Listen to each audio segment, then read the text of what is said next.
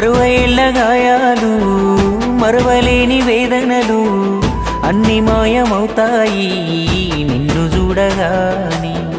తీర్చినావు మా కలలు తుడిచినావు కన్నీళ్ళు, నిన్ను చూస్తే గుర్తొస్తాడు ఇంట్లో ఉన్న నాన్ని. అక్షరాలు చాలేనా నీ కథ రాయాలంటే, 1,00,000 ఏళ్ళు పట్టేనా నేల నిన్ను మరవాలంటే.